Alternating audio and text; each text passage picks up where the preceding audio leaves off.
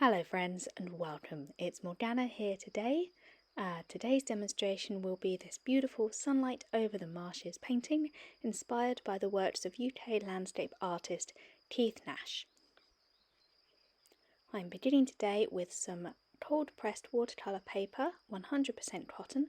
I have it taped to my board already, and as you can see I have drawn a simple pencil line along the bottom quarter of the paper just to mark out the horizon line, as today we're going to do a really big and beautiful sky. I'm beginning like I usually do by wetting the top part of the paper, which is going to be our lovely sky. I'm using a large 2-inch synthetic wash brush to do this. I'll pop a full list of my materials and my brushes and all that sort of nonsense in the video description below for you, if anybody's interested. But to start today, I'm using a mop brush to introduce my first little bit of colour. This is a lovely, soft, sort of butterscotch yellow colour. This is French ochre from the Davidson's Pigments range. I'll pop a link to those below. Those are our own handmade watercolour paints. And I'm topping it off with a little bit of our slate grey. This is a really beautiful pale grey, and you can see it's just going lightly over the ochre. It's a really lovely colour. It's almost slightly chalky, very slightly opaque, but as you can see, very pale, sort of wistful colour. Works really nice as a background, as a base for any kind of sky painting, really. And I'm using the mop brush here to just map in the streaks of colour that I'm setting down first, and just getting a little bit of the beginnings of some cloud there in the centre. And now I'm just emphasising those lovely bright yellow highlights with a little bit of yellow ochre.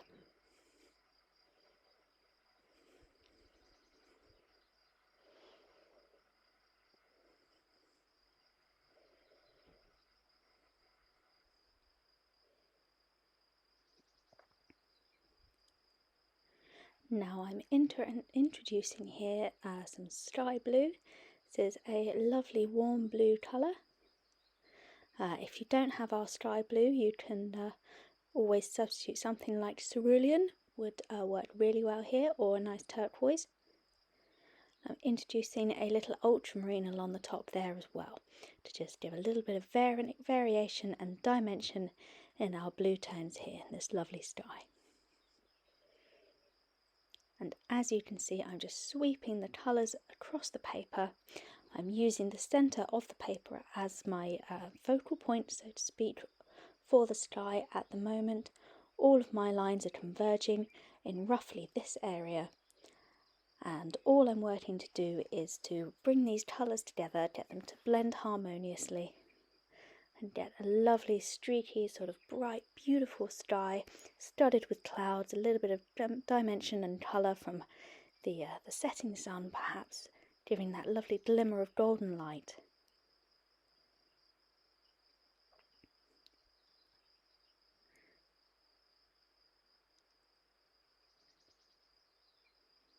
And as you can see, I'm using this little flat brush here. This is a 1-inch synthetic flat brush, and I'm using it at different angles to vary the lines of colour that I'm able to put across here.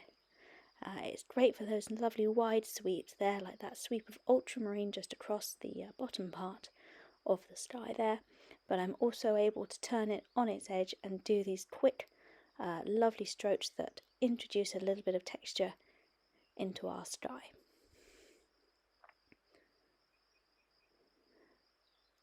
So I'm just putting in the starting of our cloud here.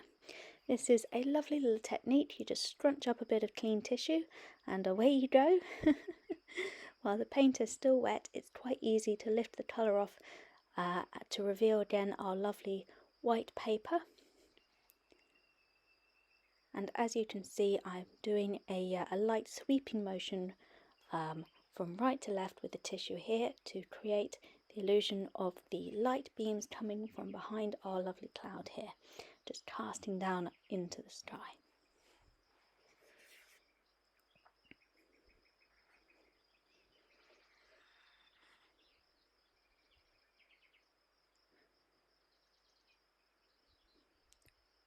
And now just introducing a little bit of grey into the top part of the cloud we're creating here. Again, using the mop brush. This is an Astoda Ultimo synthetic mop brush, size 10, sort of a medium size, not too large, but large enough to carry a goodly amount of water and paint, and start putting in the little sort of lovely fluffy detail that's going to be this central cloud here. I'm using Davidson's Grey here today from the Davidson's pigment range, but Payne's Grey would be a lovely substitute, or you could mix up one of your own.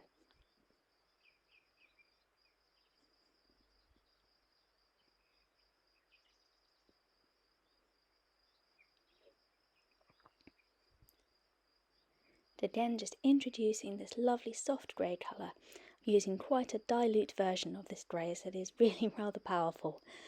I don't want it too dark at this moment. I don't think it will suit this lovely sky we've created to have some thunderous dark storm clouds coming across, so I've diluted it down with quite a bit of water, and I'm just throwing in a little bit of the grey to start with along the tops of our lovely cloud shapes.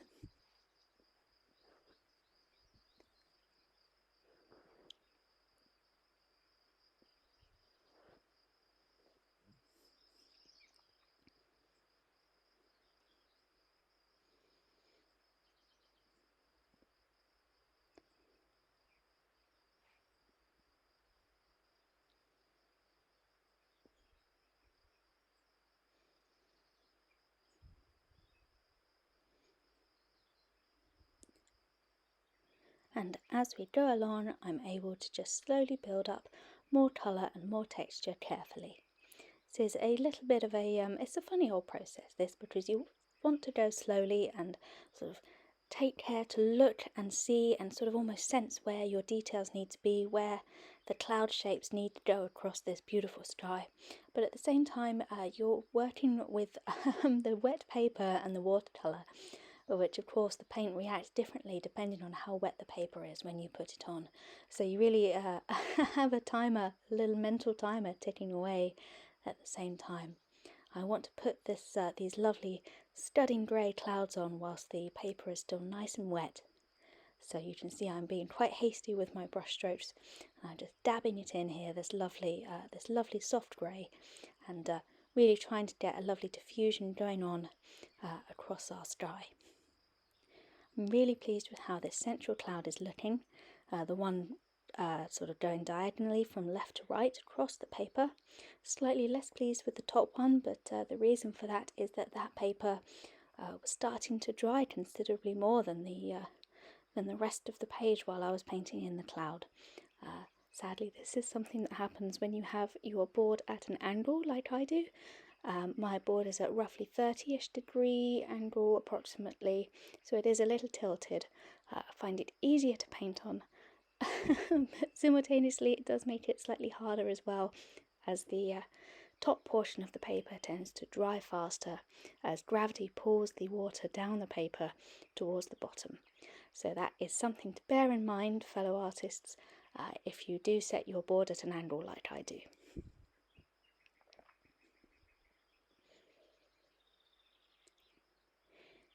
Just waving that brush, just the tips of it across the paper delicately, introducing more lines of colour, more delicate lines of cloud here. You only need a very light touch for this and some very light paint. And if your paper is wet enough, you'll get that lovely diffusion that just creates, almost on its own, these beautiful soft lines of cloud.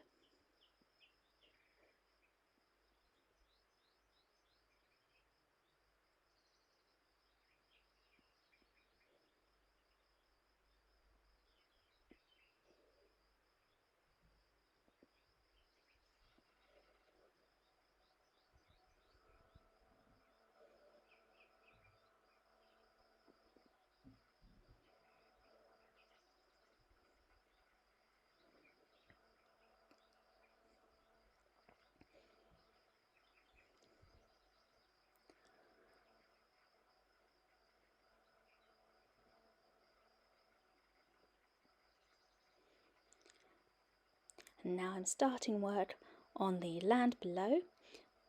I didn't want to put too much detail into this landscape as I think the sky is going to be the real standout here.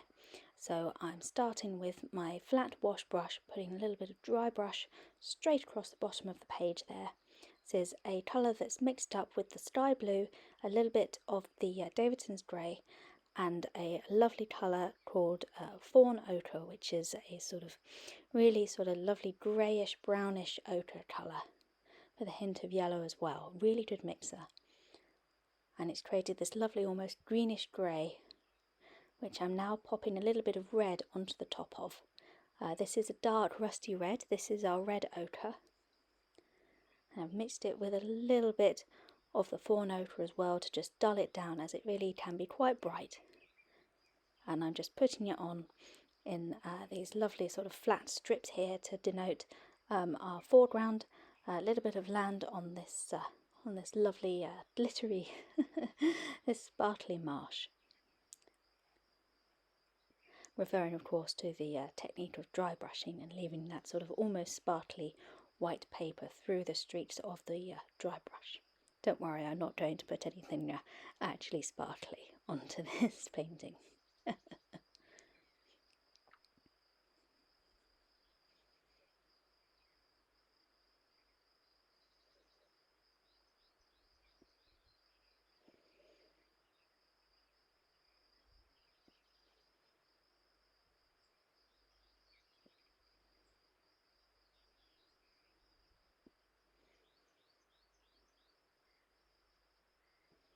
Just putting a little bit of distant land there, just on the horizon line. Using quite dilute and soft paint for this. You can see the colour isn't wildly vibrant and bright, keeping it quite dull for this first layer. And now I'm using the fan brush and some more fawn ochre to just really stuff in a little bit more detail into this foreground. Using this backwards and forwards technique, which ensures that you get lovely straight lines, but also ensures the paint doesn't go on too sloppily and too wetly. Getting a lovely little bit of texture in there.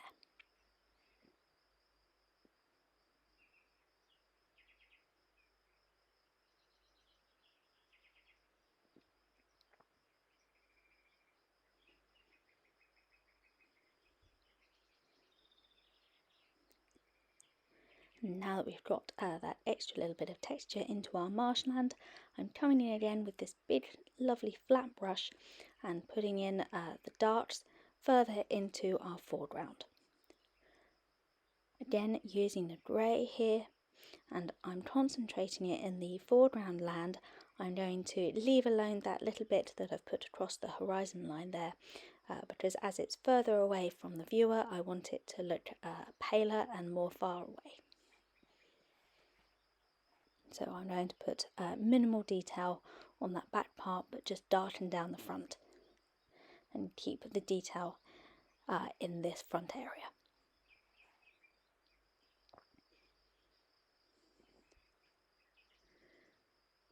And I'm using a tree and texture brush, a foliage brush, to put in a little bit of back detail here, just scrub in the illusion of some faraway distant trees or shrubland, or just a little bit of foliage, just to create the illusion of something misty and far off in the distance across the marshes.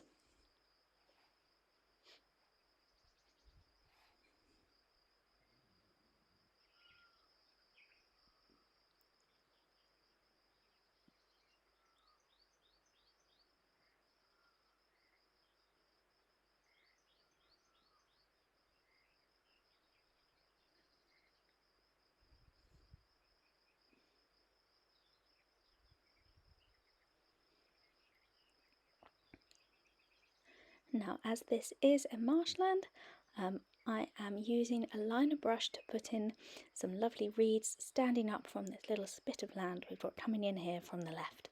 This is a Pro Art sword liner brush, but obviously use whichever thin brush that you have. You just need something that comes to a fine point. This is my preferred brush for this sort of work, as I'm sure anyone who's watched my videos before will recognise this one. and I'm just mixing up on my palette a lovely mix of the fawn ochre and a little bit of the grey. Nice wet mixture, and I'm able to just quickly use these deft, quite intuitive strokes, not planning too much where to put these, just letting the brush do its work, just pulling out these lovely little clumps of reeds and tufty marsh grasses.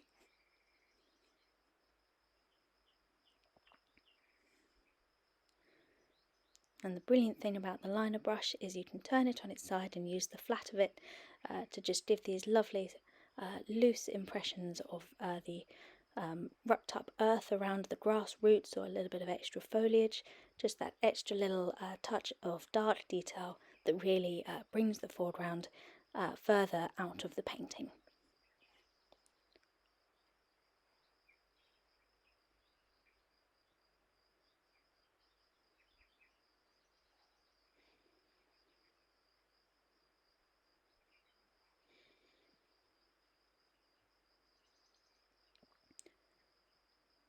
And now I'm happy with the grasses. I'm just using again my texture brush to just root them, so to speak, a little more firmly in the landscape by just introducing a little bit of fluff, a little bit of foliage around their base, just to give the impression of some shorter tufts growing up, so these grasses are nestling in their own little bit of foliage. Again, I'm using the grey and the red ochre to do this. And here we are. I've done exactly the same thing as you just saw on the other side, on that little spit of land on the right. You can see I've just done a few clumps of grasses and done a little bit of extra foliage around their roots with the texture brush. Exactly the same technique. I didn't think you'd want to watch me painting grasses for the last 5 minutes, so we skipped ahead a wee bit. Now, of course, the finishing touch, a few birds in the sky. My original plan here was to introduce some gulls, but upon looking at this painting I decided a skein of migrating geese would fit this lovely skyscape a little bit better. So just using a very fine brush, this is a Pro Art Masterstroke Series 60 miniature brush. And I'm just putting in the birds there using these light strokes to just do these lovely flat wings on the birds, and just leaving a little bead of paint in the middle to denote the body of the bird. Geese are quite heavy set birds. They look different in flight to most seabirds, which are quite small bodied. Geese are chunky fellows. So always make sure to pop that little bead of paint in the middle of the wingspan. It helps to make them look more like geese and less like gulls. Or at least that's how I find anyway. Handy goose-based shortcut there.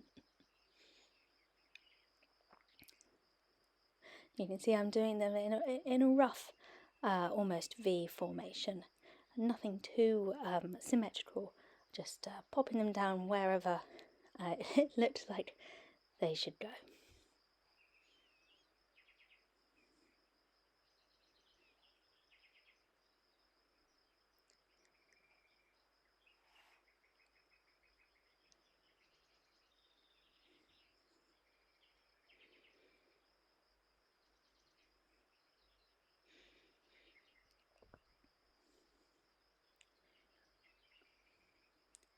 And here we have the finished painting. I'm really rather pleased with how this one turned out. I think my top cloud could have been a little better, but then we live and learn, and I'm certainly learning. I really am still, however, terribly proud of this one. I'm really pleased with how it turned out. I hope you like it too, and I really hope you enjoyed watching. So thank you everybody who stuck it out to the end of the video. Please leave a like and subscribe if you aren't already. We'd love to have you. If you're interested in the Davidson's Pigments paints, then follow the link below to my Etsy shop, or pop over to Patreon and sign up there as well. But that's all from me for today, so thank you very much again everybody for watching. I wish you well wherever you are, and I look forward to seeing you all again in the next video.